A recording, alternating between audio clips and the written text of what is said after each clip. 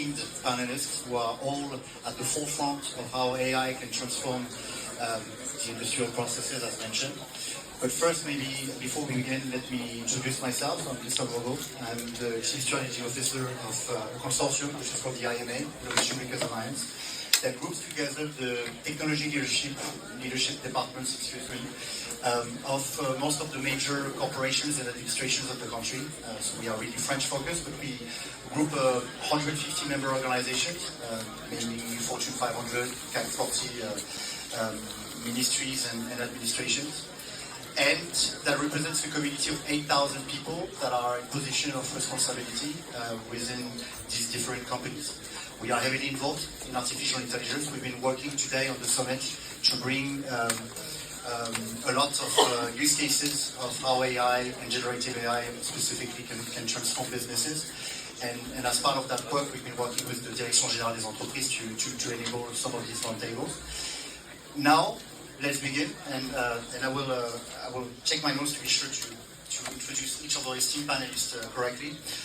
And please give your applause to each and every one of them. And we will start with Florence Verzelen.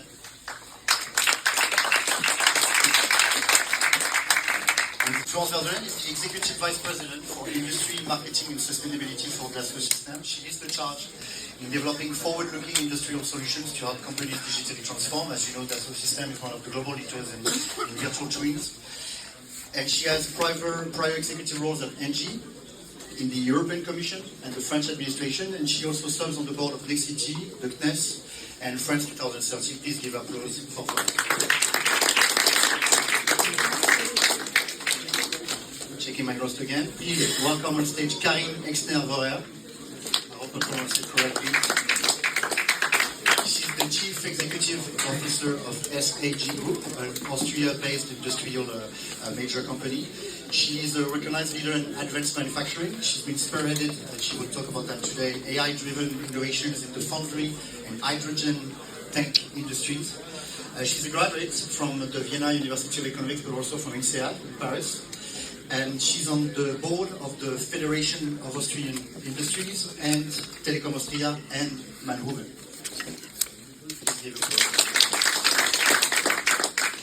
Next, we'll be joined by Christine Cabot.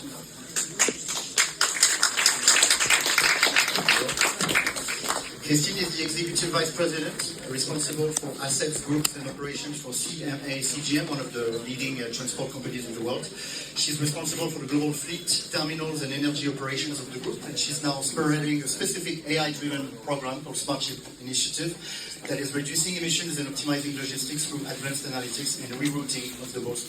We'll have the chance to talk about that. And last but not least, the great David Gliger, who's the Chief Digital Officer and Director for Digital Transformation for ArcelorMittal.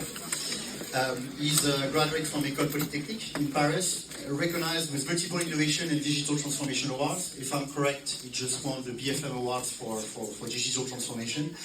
And he's at the forefront of implementing AI to transform ArcelorMittal, and he's been working a lot on predictive maintenance and safety enhancements and process optimization in the steel industry.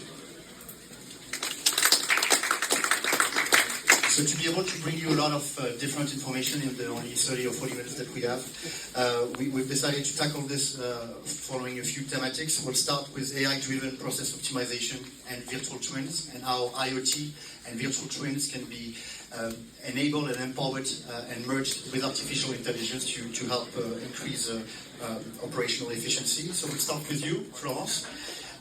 So Dassault Systèmes, of course, is one of the leaders in virtual twins. How do you think that virtual twins and AI can be merged together to help increase operational efficiency? Well, I think virtual twins powered by AI are a game changer when it comes to operational efficiency. In a plant, for example, having virtual twin powered by AI allows to go to predictive maintenance and therefore to manage not to have to stop your plants to do the maintenance. But it's even more important, I think, in some other environments. Talking to my neighbor, for example, shipping industry. The ship is a very complex object, and on top of that, a ship is on the sea, so you better not have a big issue on the sea. If you have the virtual twin of the ship, and especially, for example, of its propulsion system, powered by a lot of sensors, but also by the data, you can anticipate what needs to be done to maintain your ship better. And what is true for a plant, what is true for a ship, is even more important when it comes to fighters. For example, that's the system, we have the virtual twin of the Rafale to do predictive maintenance. And why is it super important? It's because when a fighter is on a war operation, a fighter is a very complex object, obviously, with a very complex spare parts. And when you're on a territory of operation, you don't necessarily have the right spare part. But with the virtual twin of the Rafale, powered by AI, you can increase your what we call the maintenance in operational condition by 10%. It means you need to buy one less fighter for 10 fighters just by using the data of all your sensors together with the virtual twin of the Rafale. So it's really, in terms of gain and efficiency, a game changer. So, Christina, speaking of the perfect transition, Christine, you've used virtual twins for the matter report. Can you please tell us a bit more about how AI is enabling to increase terminal operations and improve their efficiency? Okay, so I don't know if you people in this room are familiar with what is a container terminal operation, but just to give you a brief outlook, it's like a ballet because all the various entities need to be perfectly coordinated, the ones with the others. The ship, then the quay, then the yard equipment, and then the deliveries. And if there is something going wrong in this organized structure, sort of ballet dance, then we lose time, we lose efficiency. Having a digital twin, and we've started with a pilot in the terminal of Malta, makes it possible for the team to, thanks to enhanced AI, be able to identify immediately what is going wrong, what is in dysfunctioning in this sort of ballet operation, and be able to interact immediately to correct and to make sure that we can have, again, restore the perfect efficiency, the perfect modality of how the operations will follow one after the other.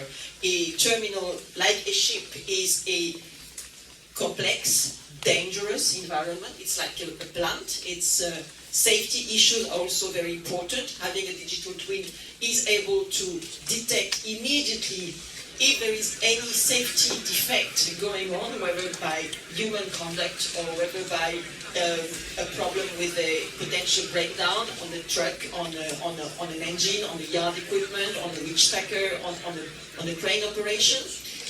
So basically, it enhances not only the efficiency but also the safety of the global terminal. The sensors and with the enhanced AI, there is this machine learning which day after day, month after month, also manages to give us hints at what we could do to further enhance the operations. Not only it alerts on efficiencies of the operations, but also through machine learning finally can enhance the human perception to tell us and to point out what improvements we could do in this overall industrial environment to make it even more efficient, to make sure that it will be even smoother and quicker. And about predictive maintenance, of course, the fact that all these data are reflecting the efficiency of each and every truck, of each and every piece of yard equipment, of each and every crane, then we are capable, of course, of anticipating on whatever predictive maintenance is needed before the actual breakdown. We can intervene and we can act proactively instead of reactively to the deficiencies. So it is definitely a game changer. We are conducting this pilot in Malta. I am assuming that in the next months we'll be able to develop this container terminal digital twin in other big hubs in the world, and this is definitely going to create time saving. Time saving means financial savings, efficiency, and the most important of all, enhancing the safety of the operation on the yard and on the. So, David, if we move from Malta to Florence, in the north of France, your factories have recently won the BFM Awards. I think it was specifically on that aspect. How are you using virtual twins specifically for what Christine was talking about, which is the risk detection and risk protection used with AI? You need to understand that for a company such as ArcelorMittal, safety is not only a priority, a first priority, but a core value. So it's very essential due to the fact that you have a lot of golden rules, we have a lot of standards, we have a lot of information that are available for all the operators and all the people.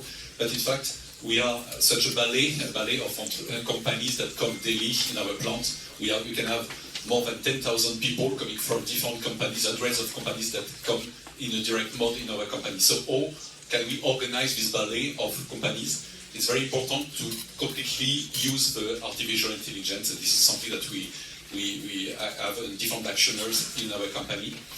First, when you come, you are a new operator, you need to know where you will work.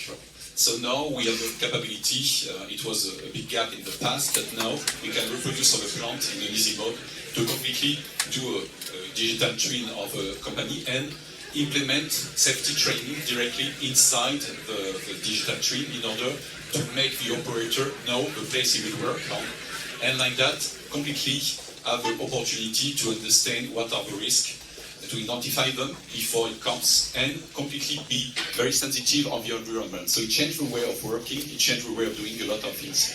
Not only that, but we use the power of the different system that we put in place. We work a lot with different startups, so now to integrate completely the value. Because as I mentioned, we have a lot of data. So we do thousands of audits and safety meetings per day. And it's very necessary to compile all this data to make it's a very huge information that we can have. And we use algorithm, and we have in mind to use more and more of this. We have created, for example, different engines. Because one big risk in companies such as we are is coactivity, and coactivity between engine and pedestrian. And we have built a very innovative system for which, for example, with engine, pedestrian and forklift, we can manage both ballet of all these activities in order to save lives and things like that. And we have done the same for rail. So and the community. So it's a huge work on safety, but safety is very important for all the companies. And Gen AI and AI is very key, and it's very important for all the companies to give and to cover the full scope of benefits, because life is very important. If we move a bit to the next topic, let's talk about operational efficiency. Karim, when we had our pre-discussion before this one table, you were explaining to me that you started your AI program 2 years ago from scratch. You had to change a lot of things technically. You had to make people engage and actually embrace this new strategy that you were putting in place. And you used it first to understand where defects could come in your foundry process. Can you please tell us a bit about that, and also the human and technical challenges that you have to overcome?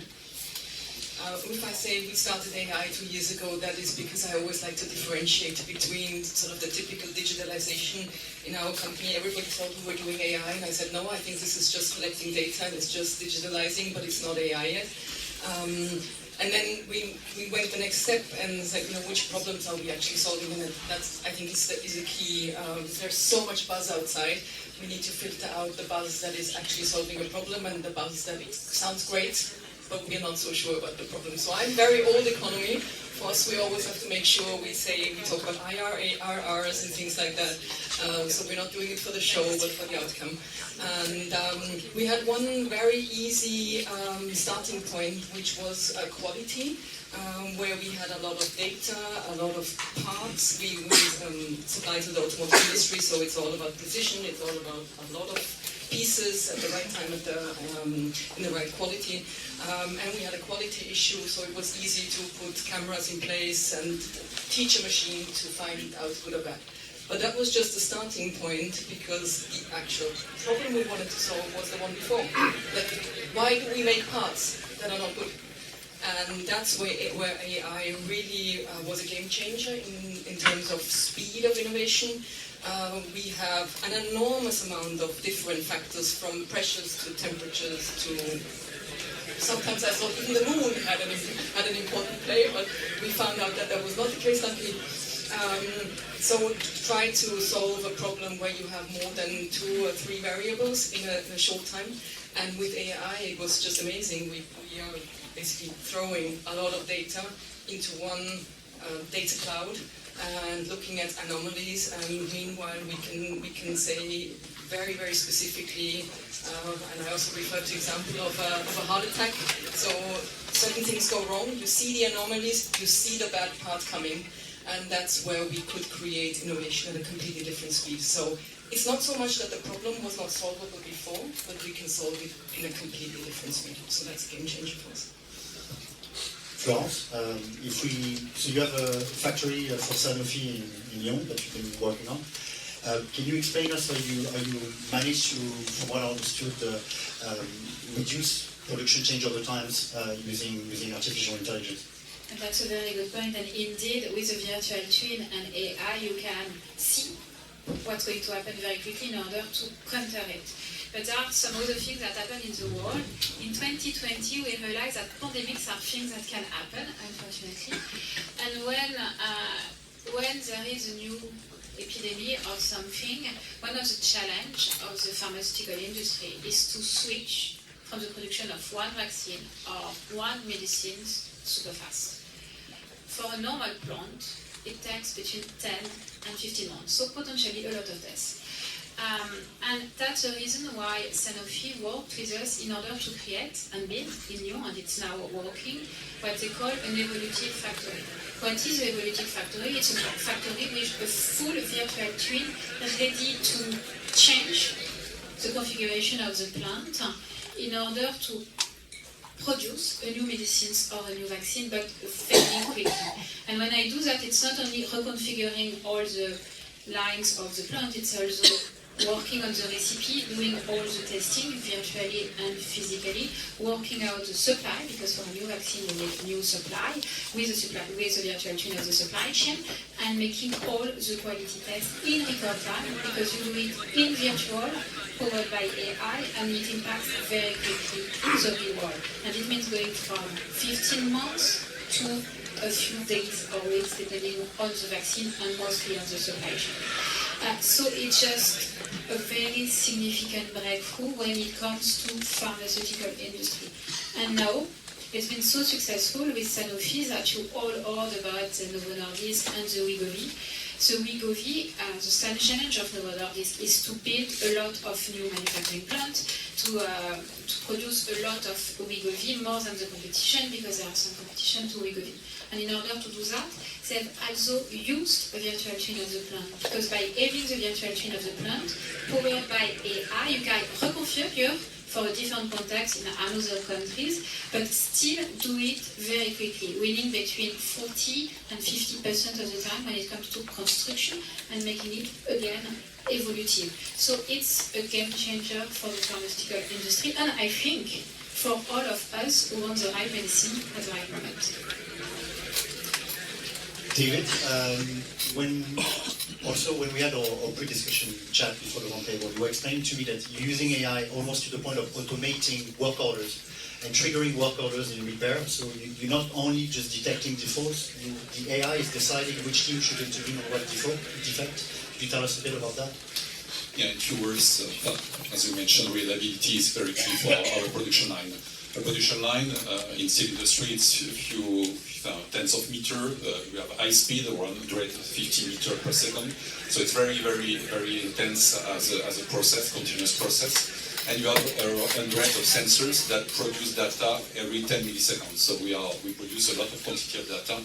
And at the end, of course, when you have one mistake and one problem, it costs a lot of money, it costs a lot of time, it has an effect on the customers, and you have an effect on the quality. So as a context, it's very important to detect a lot by advance. And this is very key to have all the information that come in the data lake in order to analyze not only production, because it's important, but also the data coming from maintenance and the data coming from quality. We have different systems on quality online since years. We have invented for this type of system around a few decades ago in order to detect a very small defect on a large product at high speed. And thanks to that, we combined all this information, and with the data lake information, we combine all this information, and we are now able to predict in advance with some model, for example, on one actuator, we have a lot of actuators in the plant, which one can be detected thanks to a model developed with our R&D based on AI.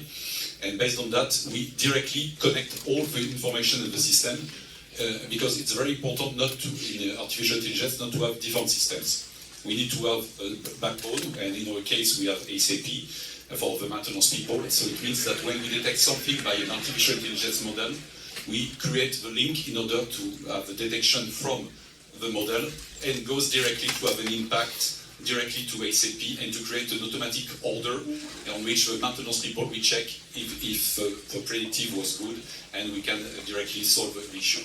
It's very important for that. The same for IoT, the same of things. We need to build a lot of models that go directly to the system of a company. If not, we multiply the quantity of information for the operators, and it's very complex to manage it. So it's very important to be pragmatic and to combine all the information that goes to one system and directly have an actioner directly on the line, and which is, in our case, ASAP, and directly have an action on the shop floor. So, Karim, maybe if we take a step back a bit, if we talk about strategy, because I believe you are building right now the predictive maintenance strategy, deciding what you want to do, what would be your recommendations for the people in the room as to how you do it, how you go about it, what objectives you put in it, and what you structure. I'm not important enough to lecture anybody in this room, but I can just tell you what we are doing so far. Predictive maintenance again, because we're in an industry that does not really allow for downtime, not in our production and not on the road.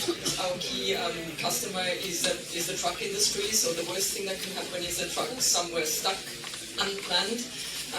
So we have two approaches here, and again, they can be solved traditionally, but AI will have a huge impact. Sort of predictive maintenance in our own processes to see as early as we can when a machine goes into troubles. But that is not only our hardware, it's also, and I think we will cover that later, all the IT and cybersecurity topic, which I find doesn't have the attention yet that it perhaps should have. And as well on the road, like our product, our latest product is a liquid hydrogen tank to power a truck. Mainly for environmental reasons, we want to go past the fossil stage, and this is a very, very high complex system, so we have to deal with very low temperatures, very high pressures. It's by far not as simple as the solution that we have on the roads now, but it opens a lot of doors for AI to again collect all the data that we have, to see as early as possible when something goes wrong in this safety system that is driving on the road, to let us steer the truck into its hub before it breaks down, to have it refitted, taken care of, or worst comes to worst, just change its luggage basically to another truck. So we hope that's not going to happen, but if it happens, we want to know as early as possible, and there is very, very good options with AI out there. I've heard some examples. It's a bit like the ballet, and we want to see when, I don't know, the shoes of the ballerina go bad before she goes out to dance. So unfortunately we are out of time, so we won't be able to delve more into the topics of operational efficiency and predictive maintenance. However, they will be present afterwards if you want to ask them questions in person. Let's move to another main topic of Smart Industry, which is sustainability, the ESG parameters. And obviously virtual twins and AI are supposed to enable efficiency. As I was saying during the introduction, Christine, you're spearheading the Smart Chip program for CMA CGM. I found it fascinating because from what I understand, you're using tons of different parameters, using AI to reroute your boats to always be on the perfect course. Can you please tell us a bit more about that? Thank you.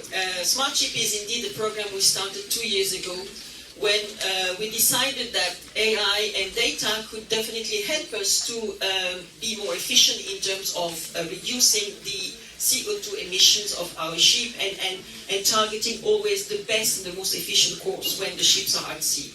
So we have decided to, CMA CGM, we operate more than 650 vessels on the various oceans of the globe, so it's a big fleet to take care of.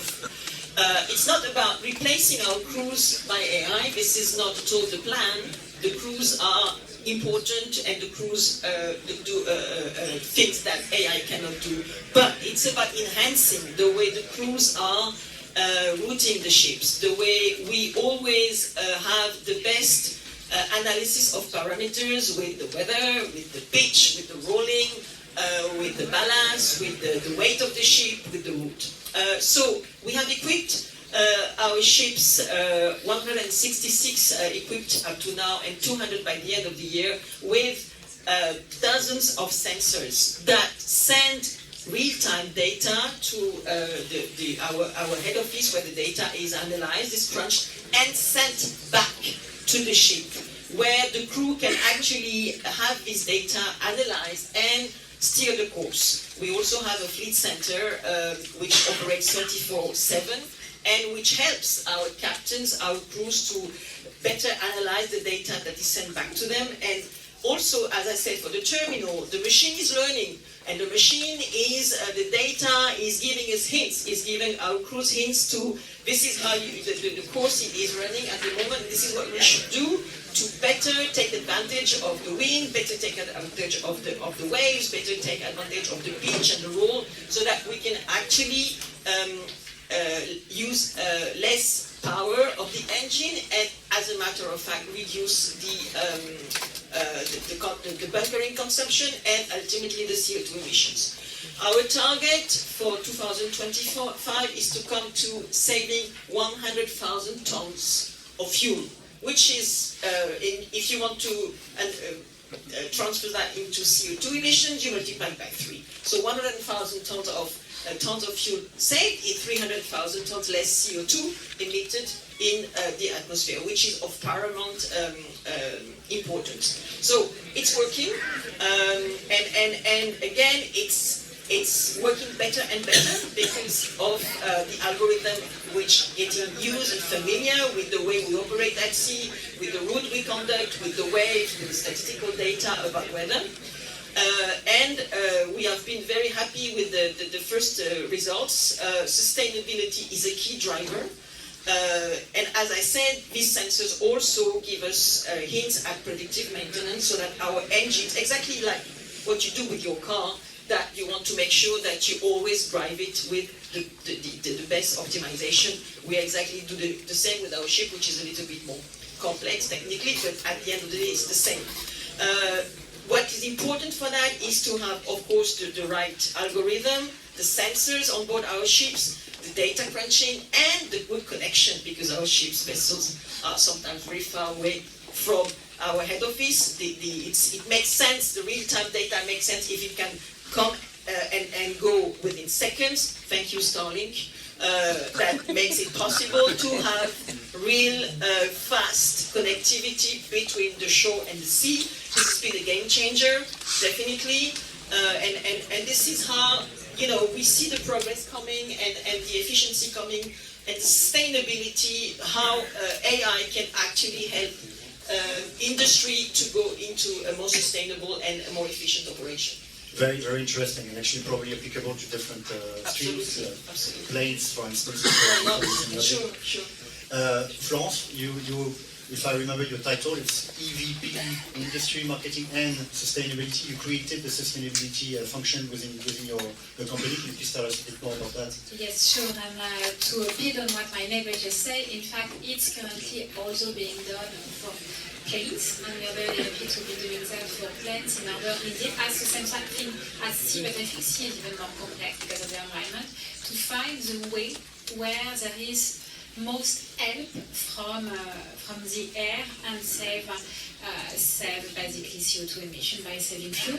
And at the same time, this is what we are doing short term with the aerospace industry. What we are doing more long term, especially with Airbus, is working on the hydrogen plane, which will be another level of reduction of CO2 when it comes to the aerospace industry. And it's very important because my daughter doesn't want to fly with me anymore because of CO2. So I'm very committed to that program. But coming back to the system in 2020, together with my CEO, we created a sustainability function. Why? Because we believe that virtual twin powered by AI can be a weapon of massive destruction of CO2. Why? Because basically at design stage, you decide 80% of your CO2 emission. Thereafter, when you're optimizing your operation, you can only decrease by 20%. If you do a design of a car, of a ship, of a plane, of a building like Station F, you can, powered by AI, and you can do that in our platform, basically activate the eco-design mode. And by activating the eco-design mode, the platform will tell you what is the best possible design for station, with what kind of material, what kind of impact, what kind of construction, in order to decrease the CO2 emission at the minimum. And it's very interesting because most of the time, until we deliver that functionalities to our customer, they really wanted to do well, but they only knew the CO2 emission at the end, when the building was constructed, the plane was constructed, the computer was constructed. So eco-design is just an amazing way to change. And thereafter, with the virtual twin of the plane, what we are doing with Sanofi, but with a lot of other players like Safran, for example, or Renault, is that with the virtual twin of the plant, manufacturing plant, you can improve all the processes real time in the plant and therefore decrease waste significantly, decrease energy use, and basically be more efficient and more sustainable when it comes to your processes. And if you combine that with the virtual twin of your supply chain, because with the virtual twin of the supply chain, you can optimize your supply chain by cost and on sustainabilities.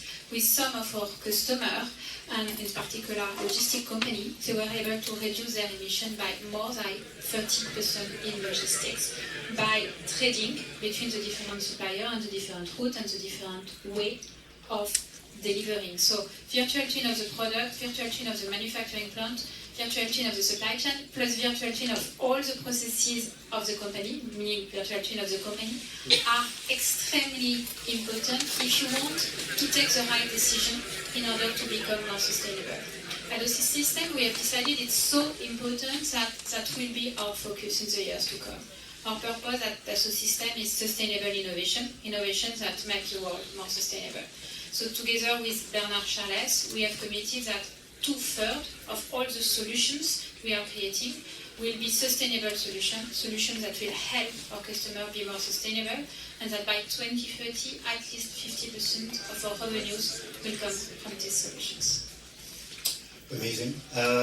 Well done, and good luck for that, and help the planet. Another maybe a key topic that is maybe something that the general public will be more aware of, which is using generative AI for training your workforce. I think at IMA CGM you created a program called Tangram, is it?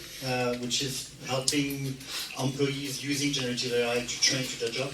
Well, actually, Tangram is a training center, which is based in Marseille, close to our head office, but which is basically designed to train all the associates of CMA CGM in the world. We have 160,000 people working for the group in the world, so it's important that these people can come and get trained on a regular basis. So this training center has been designed around the important topics for the next generation that we think are important, training our talents about climate, about leadership, and about AI and digital. So these three programs today propose to a cohort of 100 associates coming every week to the training center to again get acquainted with what is the strategy of the group, what is it we're doing. We have programs with Imperial College, we have programs with BCG, we have programs with all types of big universities that will help us to prepare our young people for the next generation. Of course, learning at Tangram is enhanced by AI. We use all the latest technologies at Tangram to help our people to they have this attendance, physical attendance 1 week in the course, but they will continue when they're back in their own countries with e-learning, obviously to keep the implication and to keep the learning. So AI is very closely related to this training program. Creating communities that will focus on what is important to achieve in the next coming years. We don't have all the solutions today, but we prepare our people to be ready for the solutions of tomorrow. David, if we get a bit deeper into how you can use GenAI for knowledge share, what LLMs are you using within ArcelorMittal to do it, and what type of training, how is the GenAI used to actually help the workforce upskill? As you have understood, we have very technical and very high-level skills in our company, so it's very important with retirement to prepare the next generation. So human is at the center of everything. It's very important to understand that, of course, we can put technology, but we need to completely work and engage our employees. And what is very important is to know that when you are close to retirement, you have a big fear. You don't know how you will transmit your knowledge and your skills to the young people. So it's a very important topic, a very sensitive one. And we are prepared, in fact, and we have launched a specific, what we call ArcelorMittal GPT, which is now a tool that we develop in order to, and we have created a methodology around and a tool around with our digital labs and at the group level in order to capture the knowledge of some specific people that are very close to retirement, that have very high skills, in order to transfer it in an easy way, in an easy mode. And for different types of population, operators, and as you know, for this type of population, they don't write a lot, they have everything in their head, so you need to extract the knowledge of these people, it's very important. And after that, for experts, you need to, they have a lot of documents, but you need to define what is necessary to transmit. So we have done this type of product and the solution with a network around. And this is why we have also created our digital lab in the region, where we are very connected to the ecosystem, and we want to share, to create a dynamic, because we have not only our own employees, we have also some small companies around where we need to engage them in the future. We need to have an ecosystem around the plant. So we need to completely install a knowledge capture of the knowledge of the ecosystem and prepare how to transmit it in a way. So it's very interesting, and what is the most satisfaction at the end is when you look at the people that when you ask them and you recognize how important was their knowledge, and you see their smile, and they are very happy to transmit because it's very important as a topic. So it's all we make, all this technology close to human, at the service of human, and completely we add the value for human. And this is now a way where we engage a lot of effort and energy, and we continue to structure our effort. And this is why our lab will completely create what we call GenAI, where we mix a lot of technology approach, but human-centered. So we've seen how AI can make operations more efficient, more sustainable. One of the main things is also to make it safer. Karine, if you, obviously one of the main absence of the topics that we've not treated yet is cybersecurity and the general risk around artificial intelligence being implemented. Some of the people here have mentioned the fact that it can literally manage the entire work orders of factories. Obviously, if it's hacked, it would be a big problem. How are you treating that, and how are you making sure that the risks are well accommodated? Well, I can't make sure. So I can try my best. Perhaps if we want to take one step back, and we've heard it as before, safety is one of our big topics, I think, for all of us. We put people at the center of attention, and we try to do the same thing with the cybersecurity aspect. Now, I want to say I'm a technology optimist, which makes it a bit more difficult because I always have to create a lot of awareness that there is a dark side of this technology, and we don't even know what's happening yet. I think we're at the very beginning of understanding. So we try to go a very, very, very people-centered approach, apart from trying to stay on a high level technology-wise and cybersecurity-wise. But we've learned that the biggest damage is typically created by ourselves, by us people using a technology and not being responsible enough, or just perhaps not thinking it through to the very end. So our training mainly goes into the awareness training of the people. We started, just as an example, saying no to ChatGPT and yes to Copilot. We found out that at the beginning it was not such a satisfying solution.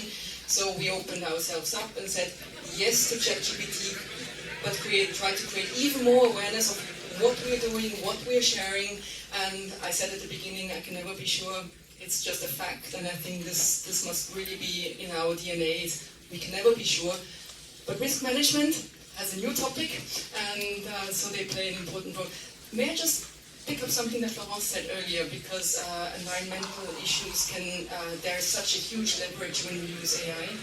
Like you said, the earlier we start thinking about certain topics was as well, we come from the aluminium industry, the earlier we can say how much recycling content, for instance, we can put into a part, the better it is for an environment. So I think if we can all move much earlier into the value stream, we can have the probably biggest impact, and using other new technologies on the way.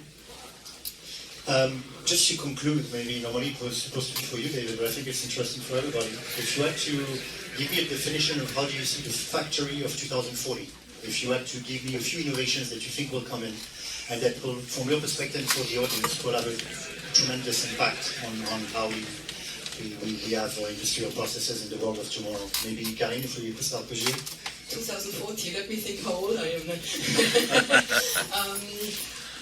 Speaking in the European world, we will see not only automatization, but obviously a lot of digitalization, because we will simply not be able to afford the people anymore. So we will have to find good opportunities for those people who will not be working in factories. That's at least the political strategy that we see in this company. We will see a lot more 3D printing. I think we saw a little hype. Then it calmed down. I think it's coming back. So for us, it's going to be a dark factory, probably. That's going to be working 24/7. Our assets will be used on a very, very, very continuous basis. And people will be doing very, very different things than today. Okay. David? Very good and difficult question. As we are, adaptive leaders, we need to adjust with the technology, the evolution, everything. We live in a VUCA world and we need to adapt. In our case, in steel industry, of course, when we build the plant, it's not for 1 year, 2 years. It's a decision that to create a production line for 20-25 years. So it's much more difficult for us to predict, but at the end, to create flexi agility, it means that we will open a new plant in France in the next coming weeks, which will be fully digitalized by my team. And this plant will be unique because we have new IT, new MES, new 5G by design, AI by design, and so we will have, of course, automation by design. And of course, even if it's the standard of technology at the present stage, what we will do is that we will combine all the major technology that we have now present at that stage, but it means it will not be enough. We will continue to evaluate, to upgrade this type of technology in the future, because we don't know what will be upon. What is very important is that one key thing is that we have always human at the end. And we need to work on the low charge for the operators. So this is why we have created this new plant. Will be 5 lines connected, and there will be 2 cockpits that will integrate production, quality, maintenance with IT, OT, cybersecurity around, in order to have one cockpit, not only for one line, but completely be able to completely manage all the information coming from a line, to reduce the load charge for the operator, to completely have the information that comes to the operator, and not the operator that will go to the information, because it's very essential to work and to put the technology at the service of human, and to reduce the load charge and to create added value in all the digital actions that we put in place. So this is why we don't wait for the 20 years, we are still working for that, and we continue to evaluate in the next years, and this is why this plant will open in 25 with a huge standard and the best things for what we can add at the present stage for the industry. Okay, so basically already building 2040 today, basically. I'm sure it's going to be probably the same thing for you, Florence. Yeah, it's going to be very similar, but let me build on what you say on humans and the fact that we still need, of course, humans at the center of the industry, they need to stay at the center, they have a very particular role, but I don't have the same fear as you of human being displaced by AI or virtual twin. Why? Because at the system we have 365,000 customers and a lot of them are SMEs. And one of the most difficult things for manufacturing companies right now is to hire people. We don't have enough people in manufacturing plants. It's really difficult to hire for a lot of reasons, location of the plant, they don't think the job are interesting enough, which is totally false. But it's a huge issue. And basically in Europe right now as we speak, we are missing 2 million people with the right competencies, with the right skills for our industry. So for me, by going full speed on virtual twin of the factory powered by AI, as you described, David, that will allow for the people who are working in this manufacturing plant to have the right information at the right moment, to take the right decision, will make the job even more interesting. We might need less people, but because we don't have these people right now, it's going to help make the industry sexy again. So I think 2040, manufacturing plants powered by virtual twin and AI, super sexy and the place to work. Amazing. Christine? So the ship of the future, we're already working on it. Certainly is still operated by a human crew. Because we think it is important, but this ship is certainly greener. It burns alternative fuels. She burns alternative fuels. She's safer. She's constantly connected to their shore counterparts, so that the ship knows how to adapt the speed to come to the port right in time when the berth is available, and not wait for her berth doing nothing while she has put more speed at sea. She's safer in the sense that she, in terms of bad weather, there are sensors about containers which would be about to fall into the sea, because this is something that for us is a disaster. So we want to put sensors and to help us to give the right alerts to the crews to prevent that.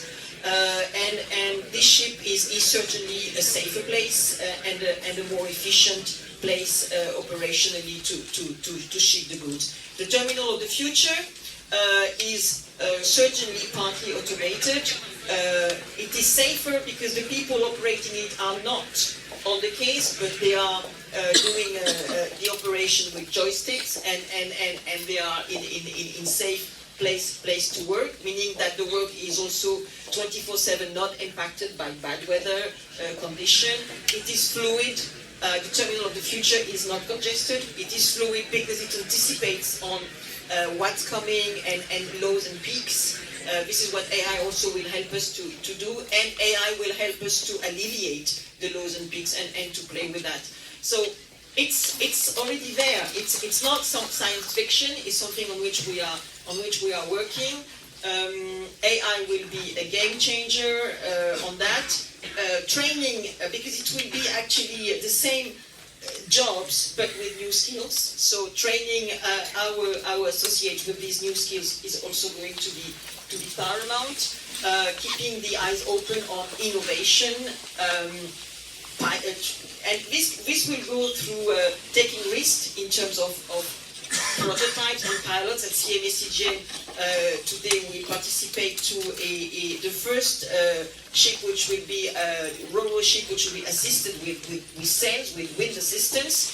This is a gamble. We don't know how this will work, but it also takes that you need to take some risk with prototypes that may work or may not work. But this is what industry is about challenges and tests. So the future of shipping is already en route, and certainly for me it will be greener and safer. So that's, I think, a general topic you're already building, all of you, 2040. So does anyone have a question for our builders of the future of industry?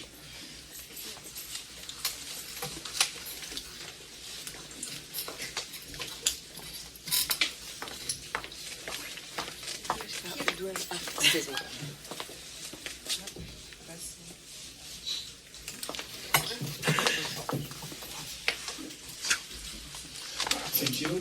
One question for all of you. How do you check that your AI models takes the right decision to the processes? Is it a human checking? Is it a mathematical checking? Of course. There is human check for anything that the AI will recommend or will prescribe. Again, as I think we all know that AI is also in a learning process. So bringing the expertise and the knowledge of what our people, our crews, our terminal operators have gathered for over years, and making sure that the algorithm and the AI will take this into account and checking on this is paramount. It's a very good question. And us at the system, we are organized by industry, and we are 23,000 people, and we are beta testing each and every of our product. But in a way, there is two things in what you're saying. There is the testing of the algorithm and the result, and then whenever we are working with one of our amazing clients, it's the testing of the data. Because the other complexity is that some of the data might not be the right one, and cleaning the data is also super important if we want the AI to work. Maybe you want to add something? Yes, because I think it's a really, really important question. Not just now, because now we still have the people who are there, who have the experience to actually, they can actually say or evaluate what the outcome from the AI is. I'm more concerned about in 15 or 20 years, when many of these people have retired or they're doing something else, who will then be in place to make this check? And it starts with our school children, the engineers that we have now, the controllers who have still been brought up with doing things manually. We must avoid that somebody will rely entirely on what the AI is giving them. So I think this is a really important part in our education system as well, to let the children use the AI, but also at the same time let them learn to ask the right question and to put themselves in a position that they can always evaluate the outcome. Anybody else? Yeah, I'm surprised we haven't mentioned the largest company in the world called NVIDIA with Omniverse, and they've been pushing for digital twins about everything. Probably frenemies from you, Dassault System. Maybe have you experience with Omniverse in your different fields? And also maybe to Dassault System, how do you see this new friend, enemy? Well, we've been using NVIDIA chips since a very long time, so it's a very good partners. I think one of the reasons why the system is successful is also because our cloud is using NVIDIA chips, so our cloud is outscale. So for us, it's a very good partners. I think they're also a very good friend in part, because explaining virtual twin powered by AI is an ongoing process. My mother still doesn't understand anything in what I do. We're taking any help from anybody discussing virtual twin and AI, and NVIDIA is indeed very powerful in the media. So they're helping us tremendously in that field. When it comes to their Omniverse compared to the system positioning, it's very different because we have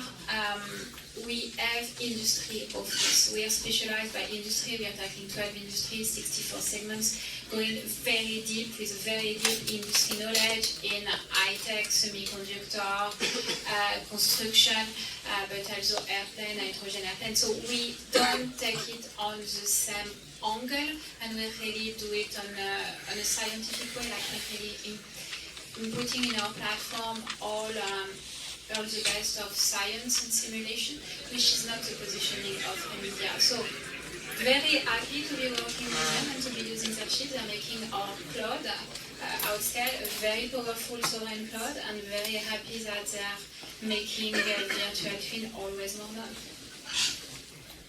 Any other questions? Yes, a question for Dassault System. You see yourself playing a role in helping your customers migrate to AI-powered solutions and specifically responsible AI as well? Yeah, totally. That's one of the very important conversations we are having with our customers. AI is very big on each and every conversation right now since 12 months. And transition to cloud first, and then transition to AI and responsible AI is a huge topic. The other huge topic is trust. And how do I make sure that the data of my customers stay sovereign, that they can use Gen AI and AI and benefit from the huge patrimony of their data, but also other data, but to make sure that the IP which is in their data stays safe is a huge topic. This is the reason why we have created Outscale. I think there is David Chasson in the room, who is from strategy, heading the strategy of Outscale, and he can discuss it with you, but this is the reason why we have a sovereign cloud, to make sure that the data of our customers are safe, that they can do AI and Gen AI in a very safe environment, and that nobody is going to get access to their data and nobody can infer IP from their data. Because what we are discovering with amazing customers like Renault is that they have a lot more IP that they know by just using AI on their data. They're discovering like things they didn't know they had and properties they didn't know they had in all the products they have made. And it's a case for Renault, but it's a case for a lot of pharmaceutical companies as well. So data is key, and data has to be safe. Unfortunately, we won't have time for the questions because, as you know, we've got a very, very busy schedule, I think, Dan, today. So thank you very much for this roundtable. You can give a lot of